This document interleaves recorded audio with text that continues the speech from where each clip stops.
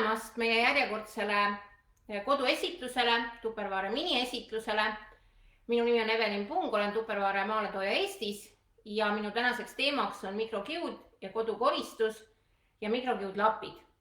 Iseenesest kasutame me kodus tõesti võib-olla kes rohkemal, kes vähemal määral erinevaid kangaid, erinevaid mikrokiudlappe kodu koristamiseks, aga kui paljud teist teavad, et mikrokiud oma olemuselt on siis tegelikult selline avatud kangas ja miks on see fenomen, mille pärast see kangas nagu nii hästi koristab, miks ta haarab enda sisse kogu tolmu, miks ta võtab enda sisse kogu mustuse, miks ta ei hõõru seda pinna peal laiali, see vastus tegelikult on väga-väga lihtne, ehk siis mikrokiudniit on veel kordades peenem kui teie juuksekarv, kujutage ise ette, kui peenike on teie juuksekarv.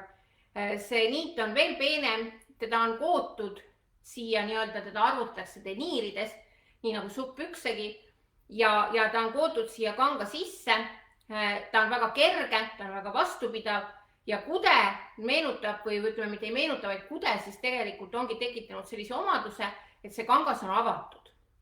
Ta on staatiline, see kangas, see niit ja kõik, mis nüüd jääb selle kanga külge, see siia ka kinni jääb ja ta ei tule enam lahti. Ehk siis ta sulgeb selle mustuse enda sisse, ta sulgeb selle tolmu enda sisse ja ei teki ohtu, et te mingilgi moel seda tööpinna peal uuesti laiali ajaksite. Oluline on aga lappide puhul teada seda, et seda ei kasutata kui kaltsu. Ehk siis, kui te olete mõelnud, et oma vanad voodipesud või midagi on tarvis ära kasutada kodukoristuseks, siis tehke seda tõepoolest nii palju kui jaksate, aga mikrokiudlapi puhul on siis oluline meeles pidada, et kuidas ta kestab kauem, kuidas tema toime on parem ja kuidas teie koristamine on efektiivsem, siis koristuslappe mikrokiust lapitakse omavahel kokku. Ja lapitakse täpselt nii suureks, kui suur on teie peopesa. Ja see tähendab tegelikult seda, et ühel lapil on vastavalt vajadusele siis 16–32 erinevat koristuspoolt. Et kui ma nüüd võtan praegu siia pihku omal selle universaalkanga, mis on siis, sõna universaal tähendab ju tegelikult seda, et temaga võib puhastada kõike ja teda võib kasutada nii märjalt kui kuivalt, siis mul ongi võimalus tegelikult koristada nii-öelda ühe poolega, see saab mustaks, näen, et ta on juba must, keeran lappi teistpidi, on mul võimalik teda lappida veel niipidi, siis veel niipidi, võtta lahti, lappida uuesti kokku ja nii me saamegi siis endale hulgaliselt erinevaid puhtaid tööpindu, millega siis pindasid koristada. Sõna universaal tähendab siis tõesti märg või kuiv koristus. Iseenesest mikrokiud soosib alati ainult kuiva või poolniisket koristust. Ja kuidas seda teha? Selleks on siis võimalus lihtsalt tegelikult minna majapidamispoodi, osta endale, nagu te kasutate lillede kastmiseks, üks pritspudel, panna sinna vett sisse, kes tahab, et oleks natukene veel ka selline hea ja värske, võib kasutada natukene mingit aroomiõli või siis kõige parem on sidrunimahl, pange seda ka juurde ja teil on olemas selline nii-öelda kodukoristuspudel. Pinnud pinna peale pritsite sealt seda vett ja lähete ja teete selle kuiva või poolniiske lapiga selle koristuse üle. See on kõige parem tulemus. See kestab kõige kauem ja see ka kõige pikemalt annab ühe lapiga ära koristada. Nüüd, kuidas lappe hooldada? Lappe kindlasti, kui te ka teete märgkoristust, võtate selle universaalkanga ja panete kraani ja teete märjaks, tahate minna hästi mustale pinnale, näiteks on akende pesu plaanis ja kõigepealt see kõige mustem mustus, liiv ja tolm on vaja sealt ära võtta, võtate universaalkanga, teete selle kraani all märjaks, lähete sellega akna peale, siis kindlasti ei tohiks teda väänata. See on kõige suurem viga, mida tehakse. Sellepärast, et nagu ma alguses rääkisin, et kui mikrokiud on avatud, siis kui te hakkate seda väänama, siis ta muudab oma kuju, lapid kisuvad kiiva, nad ei ole enam nelinurksed ja nüüd see mustus ei oska nurga tagant enam sinna sisse minna, tema oskab ainult otse minna. Ja selle võrra võib-olla lapid hiljem enam väga hästi ei toimi. Kindlasti, mida lapp veel kardab, et kuna jutt on sellest, et ta haarab kõike, siis katsuge vältida mikrokiuga minekut akende servadesse, ehk siis silikoni, kõik, kus on must silikon, et võimalusel mitte sinna minna, et see on hästi-hästi oluline. Nüüd, iseenesest siis, kuidas neid nagu hooldada? on ka võimalik. Kes ei taha pesumasinasse panna, see võib näiteks pesta majapidamisseebiga, sapiseebiga või siis ka spetsiaalselt Maieril näiteks on olemas spordiriiete pesukeel, mis siis tegelikult on ka ju mõeldud mikrokiu jaoks, või siis kes kasutavad tseoliidivabasi pesupulbreid, tellivad neid erinevatest otsemüügifirmadest, need on kõik väga head, aga tavalist poepesupulbrit kasutada ei soovi, sest see sisaldab tseoliiti, see on siis loputusaine, ehk siis lapid ei taha loputusainet, sellepärast et kui see loputusaine jääb selle lapi sisse, seda on lihtsalt väga raske siit välja loputada, siis tema koristuse efektiivsus taaskord väheneb. Lappe, nagu ma siis ütlesin, ka peale pesemist ei tohiks väänata, lappe peaks kuivatama toa temperatuuril ja ütleme siis tõesti kuskil vannitoas toas, kus te seda teete, mitte mingil juhul ei panna radiaatorite peale, ei panna kuhugi, kus temperatuur kõigub, sellepärast et siis need mõned bakterid, kes sinna on jäänud kuskile lapi peale kolama, lihtsalt hakkavad paljunema. Ei soovitata panna õue, sellepärast et õues on praegu eriti lendavõie, tolm, liiv, eriti kui elate linnakorterites, siis rõdu peal ei soovitata neid lappe kuivatada, sellepärast et ta haarab ka selle liiva ja kõik enda sisse ja kui te pärast lähete näiteks telekat või arvuti ekraani puhastama, siis te rikute sellega selle pinna ära. Ei tohi panna kuivatisse ja võiks pesta soovitavalt teisest pesust eraldi, kuid me kõik teame, et see ei ole alati kõige mugavam, siis te võite nad panna loomulikult pesukotti või sukapüksi või põlviku sisse. Miks soovitatakse teisest pesust eraldi pesta? Sest kuna ta on nii haakuv kangas, siis ta haarab enda külge kõik puuvilla pesujäägid. Ja neid on lihtsalt pärast väga tülikas siit pealt ära nokkida. Kes nüüd üldse ei taha pesta pesumasinas või kes nagu ei taha ka käe vahel pesta, aga tundub mingil hetkel, eriti kui tegemist on selle universaallapiga, millega võib ka ju puhastada ära kõige rasvasemad kohad oma majapidamises ja köögis, siis te võite panna vette, keema pliidi peale, keeta kuni 10 minutit ja ta laseb kõik selle mustuse kenasti lahti. Kuna ma soovitan aeg-ajalt ikkagi lappe pesta või keeta, kuna ära tunda, millal on selleks õige aeg, te näete, kui lapp läheb kõvaks. Ta on nii jäik, et ta enam ei ole mitte mingit moodi pehme ja mugav, vaat kui see jäikus on saavutatud, siis tuleks teda keeta.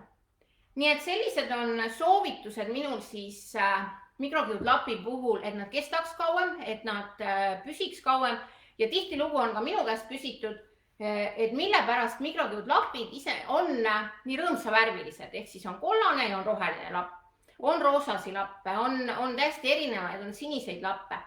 Tegelikult on, kui koristajatele koolitus tehakse, mul on au olnud kunagi läbida üks selline koolitus, mida Eestis korraldatakse, siis oli väga kindlalt selgeks tehtud, et kui on 4 värvi lappe, tavaliselt olid need roheline, sinine, kollane ja punane, siis sinine ja roheline on akendele ja elutoale ja kollane ja punane on alati kõige mustematele ja määrdumatele pindadele. Need on siis tualett ja vannituba. Mille pärast? Sest alati oleks siis näha, kuidas olete pinna puhtaks saanud ja lapp on must, et tihtilugu tumeda lapiga te ei näe, kas te olete selle pinna puhtaks saanud või mitte. Ehk siis tõepoolest meie universaalkangad soovitan akende pesuks märjalt, soovitan keraamilise pliidi puhastamiseks, õhupuhasti puhastamiseks, kõik kohad, mida on vaja teinekord teha isegi võib-olla põrandalt kuskilt nurkadest, vannitoa nurkadest midagi kätte saada, universaallapp teeb selle töö väga kenasti ära.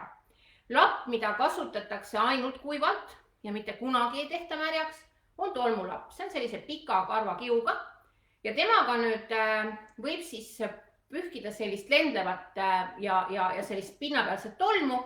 Näiteks kui teil on vaja puhtaks teha televiisori ekraan, arvuti ekraan, teil on vaja suured laialilehelised lilled puhtaks saada, raamaturiiulite pealt, raamatut seljad tolmust puhtaks, radiaatorite vahelt, et kõik siis sellised kohad, kus selline tolm nagu seisab ja te saate teha ainult kuivkoristust. Selleks kasutatakse siis pika kiuga tolmulappi. Lisaks võiks üks tolmulapp olla autos, temaga on väga hea ja mugav siis puhastada armatuurlauda autos ja võtab siis sellise staatilise mustuse ja tolmu sealt kenasti kaasa. Meie võib-olla sellised kõige populaarsemad lapid on aknalapid. ma arvan, igas majapidamises on aknalapid kõige populaarsemad, ehk siis nad sobivad lisaks akendele. Idee järgi siis lähete näiteks selle universaalkangaga, teete selle eelsuure mustuse ja koristuse ära ja lähete klaasilapiga lihtsalt üle ja poleerite. On see siis klaas, on need peegel, on kõrgläikeline mööbel, on kõik sellised klaaspinnad, klaaslauad, nendega on väga mugav seda kõike teha. On ka küsitud minu käest, võib-olla praegu tekkis kellegi küsimus, et aga ma ostan hea lapi, aga miks ma ei tohi kasutada kodukeemiat? Miks ma ei tohi näiteks võtta aknapesuvahendit ja seda kasutada selle lapi puhul? Toite küll. Lihtsalt, et kui te olete kasutanud kodukeemiat või puhastusainet, siis teil on oluline peale igat kasutamist lapp puhtaks pesta, sest nüüd on need poorid täis seda kodukeemiat ja mustusel ei ole taaskord mitte kuhugi minna. Kui te aga kasutate ainult puhast vett ja lappi, siis te pesete oma lappe kodukoristusel ainult siis, kui teile tundub, et nad on hügieeniliselt mustad. Lasteasutused, haiglad, nendel on kohustus igapäevaselt neid pesta. Näiteks oleme me välja arvutanud, et kui keegi lasteasutustest peaks otsustama mikrokiudlappide kasuks, siis nad hoiavad aastaga kokku nii palju puhastusvahenditelt, et nad võivad osta endale pesumasina, millega siis neid lappi igapäevaselt pesta. Pesumasinas pestes veel unustasin ennem öelda, et tsentrifuugida ei tohiks ka kunagi rohkem kui üle 1000 pöörde minutis. Meil on olemas optikalapid, ehk siis sellised head abilised arvutiekraanile eriti, teie telefonid, eriti nüüd, kui on selline bakteriaeg veel, et siis telefone puhastada, tahvelarvuteid, on teil tarvis puhastada spordikellasid, prille, päikeseprille, ehk siis kõike sellist nii-öelda optilised valikud, võimalused, riistad, fotoaparaatide, ekraanide eest, binoklid, kõik need, millega saab siis puhtaks. Ja prillilapp on nüüd see, mida ma mitte kunagi ei soovita panna masinasse, mida tuleks pesta alati ainult käsitsi. Nüüd pesumasinasse pannes on tegelikult lappidel peal märge, et ta kannatab 60 kraadi. Kui on nüüd väga mustad lapid, siis ei tee üldse paha aeg-ajalt pesta siis ka, või ütleme, pesete 60 kraadi juures, aga nagu ma juba ka mainisin, et nüüd võite neid keeta pliidi peal, et siis tegelikult mikrokiu puhtaks saab ikkagi kõrgematel temperatuuridel. Seega mitte mingil juhul vähem kui 60 kraadi kasutada ei tohi. See ei tapa neid baktereid, kes selle lapi sees parasjagu on. Minu üks viimaste aastate lemmiklapp on tegelikult selline kahepoolne lapp, kus ühel pool on pehme mikrokiud kangas, ja teisel pool on siis selline natuke metalline, nimetame seda selliseks meditsiiniliseks teraseks. Tupperware kasutab seda materjali ka veel meie Eterna pannide peal ja pottide peal. Ehk siis ta on kraapiva toimega, aga ta ei kahjusta pinda. Ja sellepärast on need parimad keraamilisele pliidile, kaminaustele, siis õhupuhastitele, kraanidele, katlakivile, roostele, ehk siis sauna uksed, dušikabiini uksed, kus on sete, kõik sellised kohad, et piisab sellest, et lasete vett peale või siis näiteks ka peale duši all käimist, kui on märg kahel kivid, plaadid ja sellega lihtsalt üle nii-öelda kas selle poolega küürida ja pärast selle poolega kuivatada. Ja kohe varsti on ka kohalik värske kartul saadaval vähemalt jaanipäevaks. Sellega on imehea siis neid pestud kartuleid nii-öelda puhastada. Pärast on küll natuke ebameeldiv neid koorisid nokkida, aga see on parim värske kartuli puhastamise lapp üldse, mis olla saab. Ja meie selle nädala hitt ja võib-olla ka paljude perenaiste hitt toode, tegelikult mille nad on enda jaoks avastanud, on meie nõudekuivatusrätikud. Ehk siis köögirätikuid kasutavad kõik pered. Kui ka ei ole vajadust mingite koristuslappide järele või siis käib kodus koristaja ja ei ole lappe tarvis, siis nõuderätikuid, köögirätikuid kasutame me kõik. Ja rätikuid on võetud endale kasutusele nii trenni kui spordisaali. Neid on siis hea võtta igapäevaseks kasutamiseks kööki, isegi kui natukene võib-olla on seal sellist mustust, kellelgi läheb piima natuke maha. Mikrokiud ei lähe haisema, et need bakterid ei tekita sellist ebameeldivat lõhna, sellepärast on nendega väga hea puhastada. Ja käte kuivatamiseks kööki võetud, nii et täpselt nii nagu kellegi tarvis on, aga parimad on nad ka tõesti nõude kuivatamiseks, pokaalide, klaaside kuivatamiseks Enne esimest kasutamist tegelikult soovitatakse lapid läbi pesta. Eriti kehtib see nõudekuivatusrätiku kohta, et pinnale ei jääks ebemeid. Tahes-tahtmata on selliseid õmblus- ja kangajääke, et need siis ei hakkaks koheselt pindadele, eriti pokaalidele ja kahvlitele, nugadele jääma. Siis võiks esimene kord nad tõesti nii-öelda läbi pesta. Aga nõudekuivatusrätiku puhul siis tegelikult imab ta 10 korda rohkem, kui ta ise kaalub. Ja sellepärast näiteks peale sünnipäevapidu on väga mugav nendega kõik pestud nõud ära kuivatada, sest samal ajal, kui teeks seda keegi tavarätikuga, kui palju kulub neid, kui on tehtud ainult ühe meie nii-öelda kööginõude või köögikuivatusrätikuga. Kui nüüd korraks veel tagasi hüpata klaasilapi juurde, siis usute mind või mitte, kui me kasutaks paberit, kasutaks ajalehte, kasutaks erinevaid teisi materjale akende pesuks, siis tihtilugu on küsitud minu käest, et kui kaua siis jagub ühest sellisest klaasilapist mitme akna tarbeks. Nüüd klaasilapp on selline suuruselt just nimelt nii suur kangas, et temal on need 32 koristuspoolt olemas, seega te pesete ära sisuliselt 32 akent. Mõelge, mitu akent teil kodus on. Ja te saate vastuse, et piisab ühest lapist. Ja täna esitluse lõpetuseks ma tahan teile teha ühe väikese katse, et te näeksite ja veenduksite ise või jääks teil oma arvamus sellest, millest ma täna rääkisin. Veel enne seda tahan öelda, et väga paljud ei taha kasutada mikrokiudlappe sellepärast, et nad on kätele ebameeldivad, et nad jäävad käte külge kinni. Jaa, sest ta on staatiline, ta on teistsugune kangas. See on täpselt sama, nagu te tõmbate jalga hommikul sukka ja see jääb teie käte külge kinni. Te teate täpselt, et see on sellest, et võib-olla on natukene nahaserv kuskilt küüne juurest lahti, võib-olla on käed kreemitamata. Mikrokiudlapiga on täpselt sama asi. Seega igasugune kätekreem on väga hea enne lapiga toimetama minekut käed kreemiseks teha. Või kui te seda ei taha, kui te ikkagi ei talu seda, siis te võtate ja panete kindad kätte ja koristate siis. Kui te ei usu mind, siis pange see lapp vastu põske ja te tunnete tegelikult, kui pehme ta on. Ehk siis meie käed on väga karedad. Ja iseenesest siis katse on väga lihtne. Ehk siis nagu ma rääkisin teile, et nõuderätik on võimeline imama 10 korda rohkem vett, kui ta ise kaalub. Ja minul on siis siin küll mitte... Täna nüüd me ei hakka uputama ja ei hakka rääkima sellest, et me nüüd kallame siia kaussi liitri vett ja vaatame, kuidas läheb, aga ma teen ühe sellise lihtsa katse. Minu käes on 2 käterätikut, üks nendest on siis Tupperware käterätik ja teine on meil enamusel ongi kodus tegelikult kõik võimalikke rätikuid, me pole raatsinud neid ära visata ja need mõlemad, uskuge või mitte, kaaluvad täpselt 100 grammi.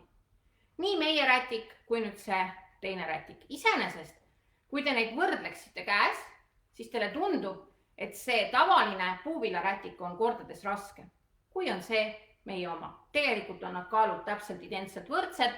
Ma ütleks isegi väga täpselt 99 grammi on ühe rätiku kaal. Ja kui ma nüüd jagan selle veekoguse pooleks, mul on siin liiter vett ja ma jagan ta selles mõttes pooleks, et ma panen pool liitrit vett esimese katse jaoks ja pool liitrit vett jätan teise katse jaoks, et te siis usuksite, siis täpselt pool liitrit siin on. Ja kõigepealt ma võtan siis meie köögirätiku, mis on siis paljudel kodus olemas, mis ei ole Tupperware rätik. Kastan ta siia vette.